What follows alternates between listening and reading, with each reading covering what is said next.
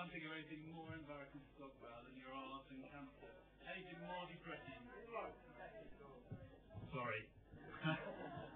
You try and think of anything more embarrassing than not being able to speak in front of the microphone about your arse and bowel cancer to depress everybody. This is not a good gig. If I look like I'm petrified, it's because I am absolutely shitting myself. So I've got some notes. I just want an excuse really to hold some paper. I'm sure it's going to come in handy in a moment or two.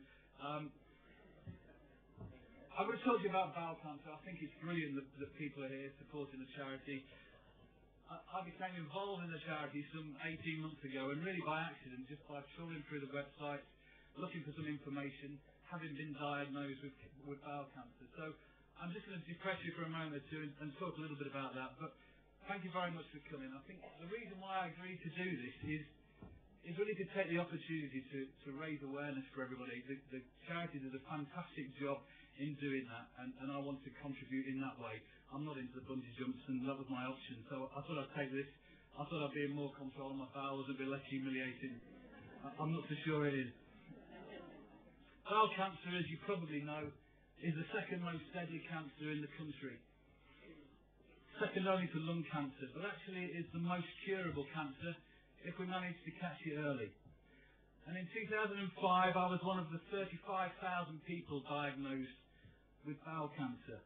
But I was one of the lucky ones because we managed to catch it early. Although, because of my age, and I was 38 at the time, I struggled to get to the point of diagnosis. And I'm just going to share a little bit of that with you for a moment or two. I think that getting to the point of diagnosis is not easy, not just because people are too scared or embarrassed to talk about their bowels with doctors, etc. But for me personally, having plucked up the courage to go and talk to the doctors, they looked me straight in the eye and said, men of 38 do not get bowel cancer. Clearly they do.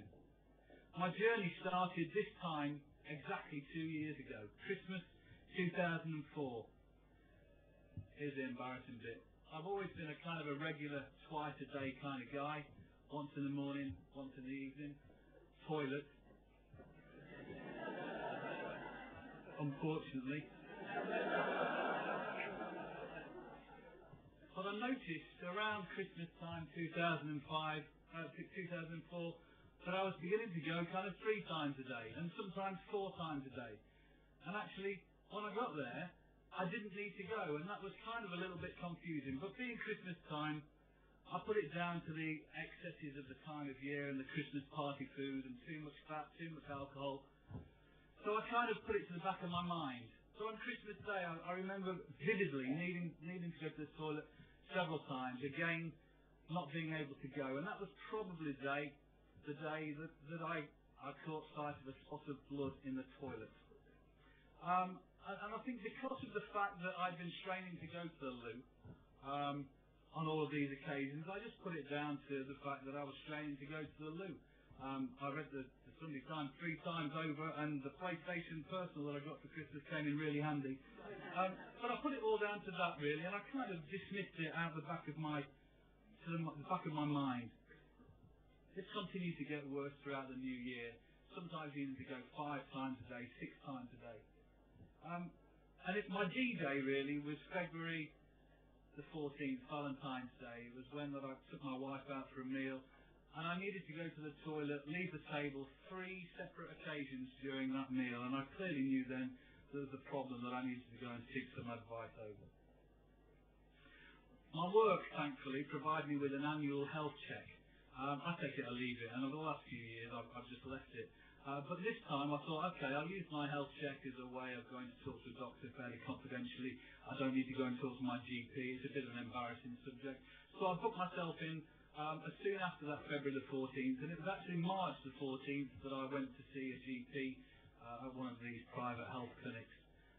And prior to that event, I'd filled in a questionnaire, and I'd put down there that I was concerned about my bowels, and we talked about the issue for ages, and he put his rubber gloves on and asked me to lay on the couch, and I braced myself ready for the examination, but all he did was to examine my testicles. And I'll tell you this, just because, to underline the point about bowel cancer and the age of 50, Every man that goes to one of these clinics will get a testicular examination.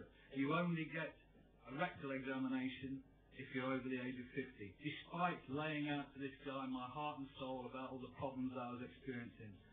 And he talked to me, and I said, I'm really worried about this. And he said, men of 38 do not get bowel cancer. You've got IBS. That's your symptoms. You've got IBS. So I went away, and actually I was extremely reassured and set about increasing the annual profit margin of Boots by buying up all the IBS relief potions that there are, and there are many. And nothing worked, and I became increasingly worried. So I booked in to see my GP early in May, and she listened to my symptoms and said that she didn't think it was IBS at all. And I thought, thank Christ, we're actually getting somewhere. And she sat down with a piece of paper and she drew a picture of a rectum with some wiggly lines on it. I thought, Christ, I've got worms. But she actually told me that she thought I had diverticulitis, an infection that is easily cured by antibiotics. I asked if she was going to examine me, and she said that there was no need to. I had this problem, it was very clear. I asked if she'd refer me to a specialist, because I just wanted an examination. Well, I didn't want an examination, but I felt that I needed an examination. And I asked if she'd refer me to a specialist, and she said no. She said that she would reconsider that after I'd finished the 3 weeks of antibiotics. And I refused the tablets, and I said, I'm going to pay for this, I want a private referral. She agreed to the private referral, and my appointment came through for the 1st of June, and at 2 p.m, and by Christ, I remember this moment vividly. I toddled off to see a man who had become known to me over the next few months. And I described my symptoms to him, and he asked me to lie on the couch, but this time he did examine me. It took him less than 30 seconds. And the only words he spoke were to ask if I'd ever been examined like this before, and I said no. He took his gloves off, washed his hands, thankfully, while I got dressed. And he turned to me from the sink as I was sat down, and he said, Matthew, we've got a problem. You've got cancer. I have never been so certain of such a diagnosis, and I would never tell anyone that news unless I was 100% sure. Also, your cancer is so low in your rectum that I'm pretty certain we'll have to remove your anus. And those words clearly ring in my mind over and over again. And am I cross with those two doctors that looked at me and said, 38-year-old men don't get cancer? Damn right I'm cross with them. So 38, diagnosed with bowel cancer. First question, how the hell do I tell my wife? Second, will I die? Third, will I get to see my children grow up and get married? Fourth, what's it cost me? So many questions that all come out in the first 30 seconds. And where do you turn to?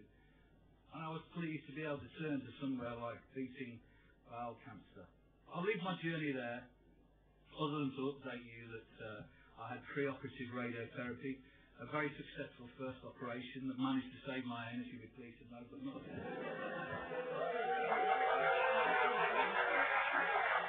But not as pleased as I was. I had a temporary ileostomy that was reversed after just 6 weeks. My cancer hadn't spread, and now I have a 3-monthly checkup. My prognosis is superb.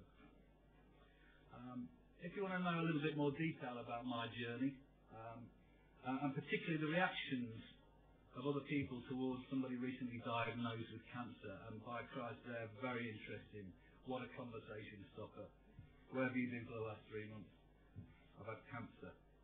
Go to YouTube. If you all have a look on YouTube and you type in bowel cancer, I've put a few snippets of a video diary on there if anybody's particularly interested, and it will just demonstrate that I can really bore the tits of anyone for hours and hours and hours. I see the words "don't die of embarrassment" quoted in much literature related to bowel cancer. Ironically, those words were used in the brochure that accompanied my pre-health check questionnaire back in March.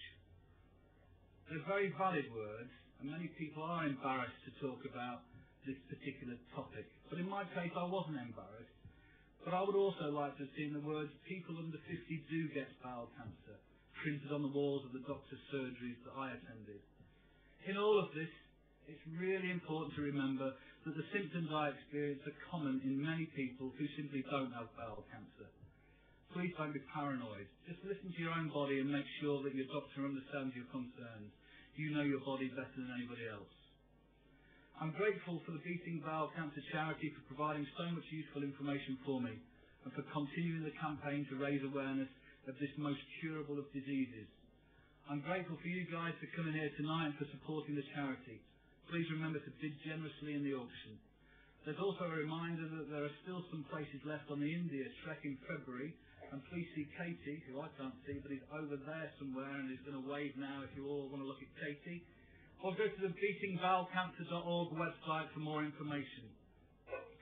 Finally, as I have this rare opportunity for absolute self-indulgence, I would like to say a very public thank you for the most amazing wife on the planet. Thank you, Louise.